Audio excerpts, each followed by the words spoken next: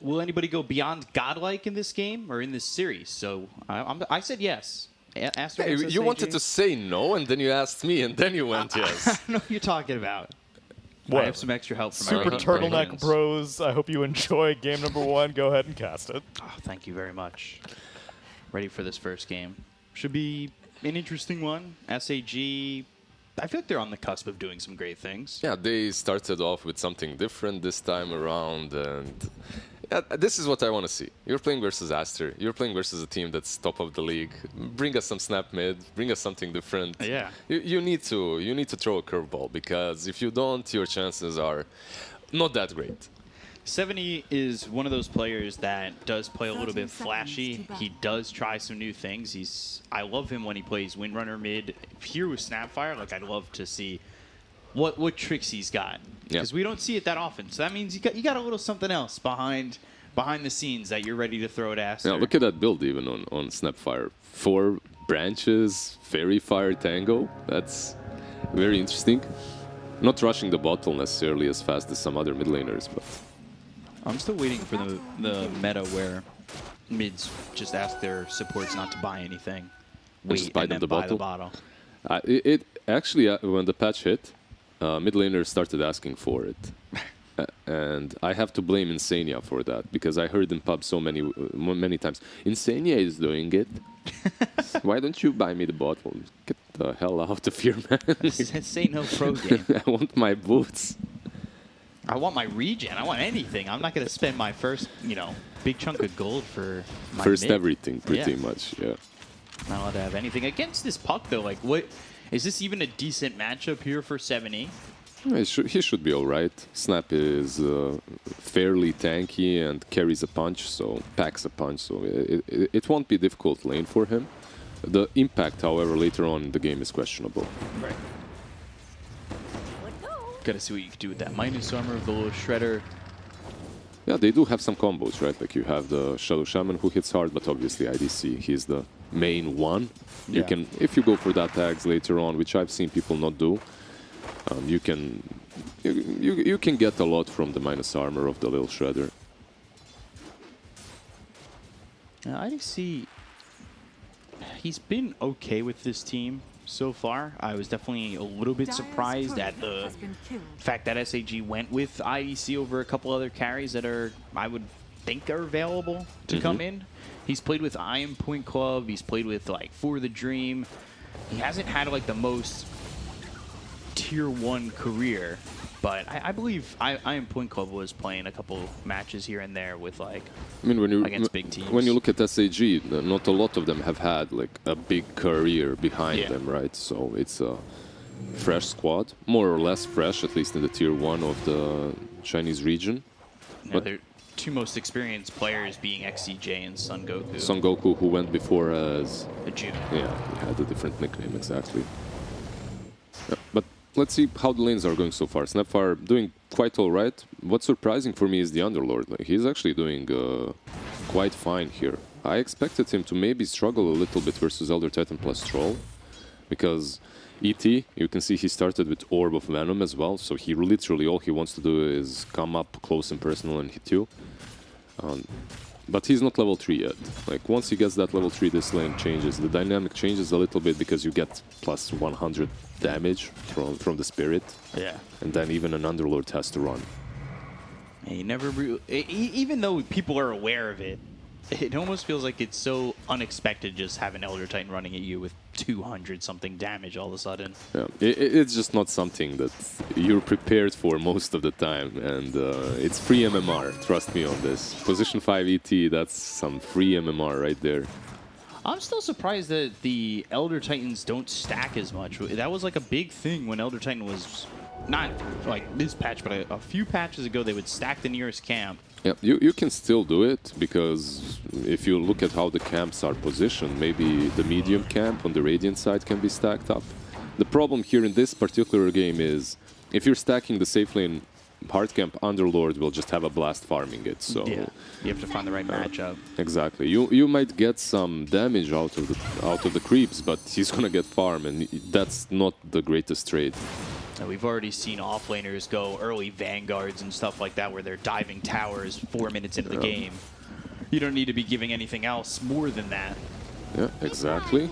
And overall, it's a decent Underlord game. Like, they have a lot of roots on their side. You have roots from Underlord, from the Treant, but you're playing into a Legion, so it's going to be very, very interesting to see if he manages to do a lot.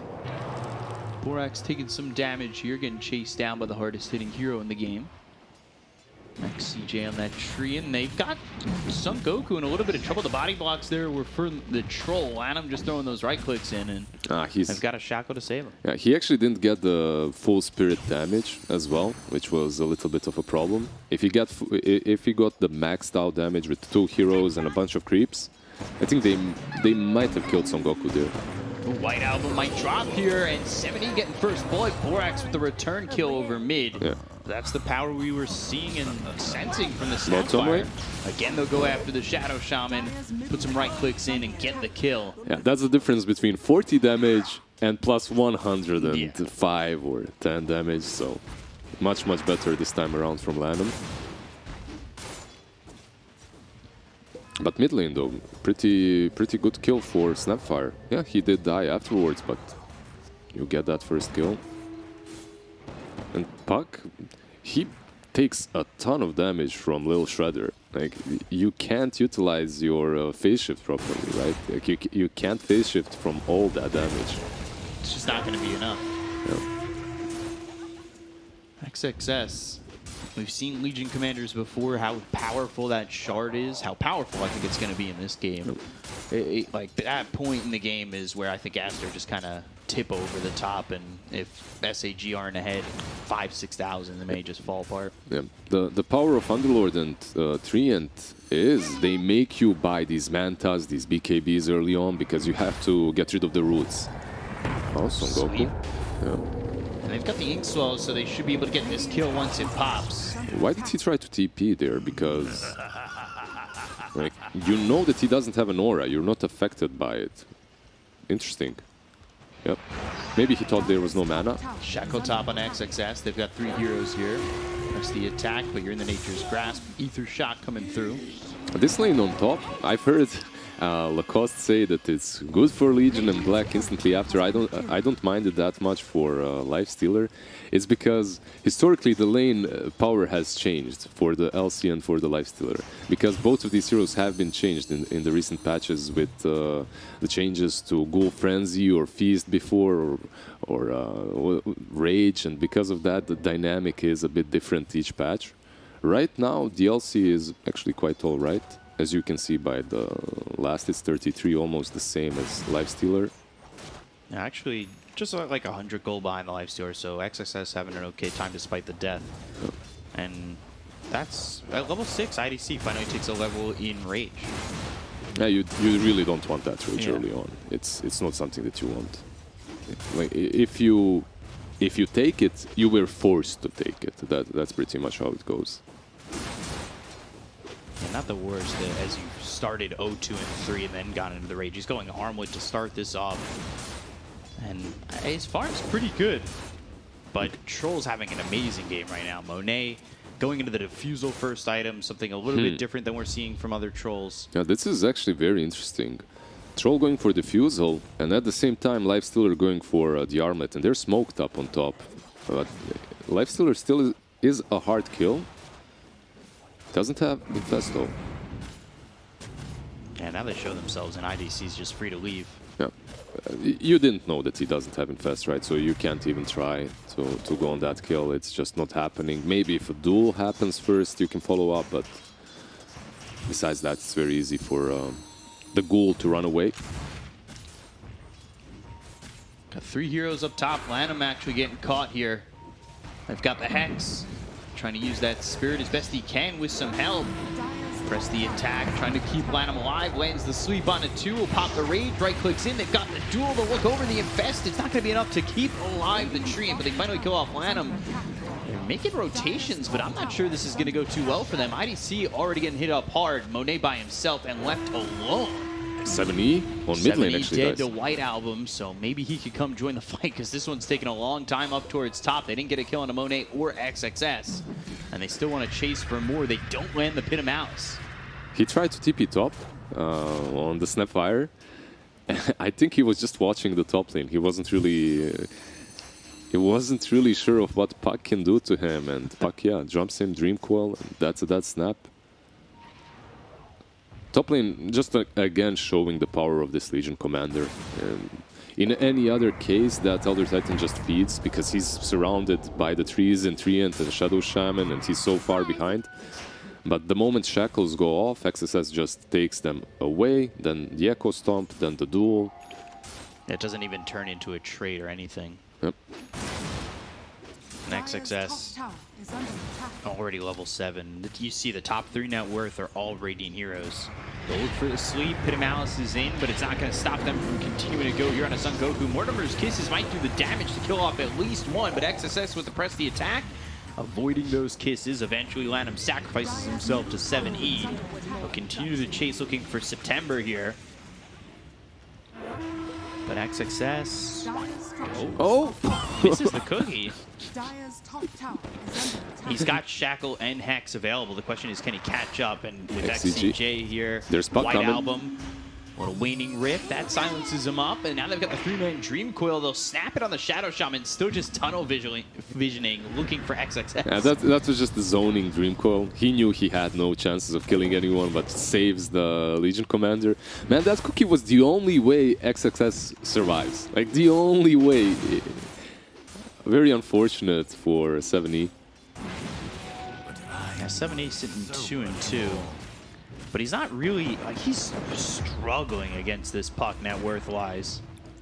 Yeah, because he died to him afterwards as well, right? And he got a solo kill earlier, but he dies afterwards. And he's actually going for Boots of Travel first. Now, I'm not sure I like that. I don't really see the impact. You're going to have a minute, let's say 13, 14 Snapfire that does just as much as a position 4 Snapfire. Yeah. A little bit more levels, obviously. You're just showing up more. Yeah. The one thing that travels do allow you to do, obviously, join every fight, like you just said, and farm a bit faster. Duel out onto Son Goku up towards top. They've got the Inkswell Stroke of Fate. They won't get the dual damage, but they certainly have the kill. Monet will get credit for it, and with that kill, they get the top tier 1. So they're moving around the map well. No rotations coming in from SAG. They've defended 2 or 3 times at this point, and I think they just don't want to give up the bodies. But that's a small problem as well. You're giving away kills, you're also losing map control. Meanwhile, you bottom tier 1 tower on the Radiant side. Dream Coil. This is an easy kill on Shadow Shaman. It's a cleanup. Does he have? He has shackles, but he's just gone. Yeah, September can't live there. Yeah. The thing is, whenever you're playing a game such as this one, if Underlord is defending top alone, you need to be pressuring the bottom tier 1 tower. Or he will die a couple of times, plus you will lose the tower, meanwhile you won't get anything out of the map. That's a little bit... that could have been done a little bit better, definitely, from SAG. For sure. But that's also the difference between like these top teams and SAG, who are more towards the bottom, trying to get some experience from this. Oh, for sure. Actually, the Travels are flying out to the Snapfire, and that's Kaya Sanj for the next item. That's interesting. I've seen some E-Blades, I've seen some Solar Crest from the mid lane, even the Aghanims build, but this is very interesting. We'll see how much he'll be able to do. Man, Lanham is just doing so much here. He will die as well, obviously. He's looking to try and get a sweep off, but there's the Shackle. They've got the damage. They have more than enough. IDC with the kill. They've dropped down the Serpent Wards. Earth Splitter does come through. They've got the Infest, but into the duel. They'll pop the Infest. They've got the damage onto the Shadow Shaman. They'll get the kill. Mortimer's Kiss is just a little bit too late with White Album behind them, but not really working with a lot of mana. XXS press the attack, force back, and they do end up getting a trade. Yeah, it's a trade, but you get the damage, 30 damage now on Legion, and you reveal 2 Blink Daggers now.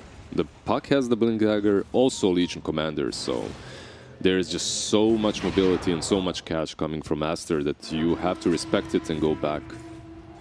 This is the problem, right? Like when you're giving away the tier 1 tower and a couple of kills on Underlord, it's not only the tier 1 tower. The offlaner is getting gold from it. Your other playmaker, which is the puck as well. And then suddenly every single fight afterwards becomes a little bit harder because you're that one item behind. 13 minutes in, 5K, that's a ton. Yeah.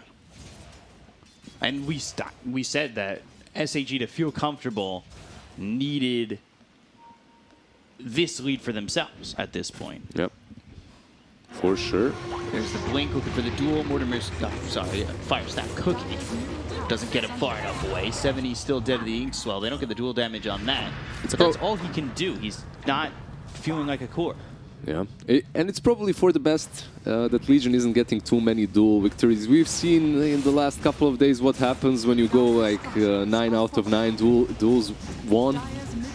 20 minutes in. You start getting a little too overconfident. A little bit too cocky. You start throwing here and there. So he's pacing himself. That's what matters. That's what I'm going to say to my teammates. Come the pubs when I play Legion Commander. I don't want to win too much. I don't want to get too cocky. Yeah. The thing about the Legion right now is the hero feels so multi-dimensional in a way that you don't see. Duels before were adamant. Like you had to get them. If you don't, you feel off. Yeah. Like your whole game plan and everything is just skewered away. However, right now, even if you don't get duel victories, you just buy the shard and you're extremely useful. The gold is way worth it, and it gives you another, like you said, another aspect to that hero. Exactly. Is that the only big change, though, that has changed the feeling of Legion, or is it just, like, what else is there from these offlaners? Because it feels like it's not just Legion that gets a little bit of a difference as Latam drops to the kisses and the help from Son Goku. I mean, overall, Legion right now gives spell immunity, man. What more do you want to ask for? Cheap BKBs. Yeah, it's a mini BKB spell It's got on the black anyone. market BKB. You guys want one that lasts 1.75 seconds? They've got Double the duel, and that's on the 2. Illusory Orb over. They'll get the duel victory on the 1. They've got the Dream Coil to follow it up onto the Shadow Shaman. The Shackle is out onto Monet, but this is really just extending the inevitable death that comes out for September. They'll go after Son Goku. The chase is on. Overwhelming odds. Blink forward and Waning Rift to finish off Son Goku. And now looking over at IDC. Right clicks in, rage away. He'll escape. Yeah, he's tanky enough. Sange and Armlet, you can't really take him down, but he's also doing nothing. He's pretty much only running, so it's a big issue. And the problem with Snap plus Shadow Shaman here, both of them have to face the same difficulties, and that's you're playing versus Legion with the Blink, versus Puck with the Blink, versus Elder Titan who stomps you from distance. It's really not an easy game for them. I love the fact that Elder Titan's just so deep in the meta right now. Yep. And you can see a lot of supports actually buying phase boots. Not something that I personally... I'm not a big phase boots enjoyer myself, but getting that extra bonus speed after using the spirit is pretty good.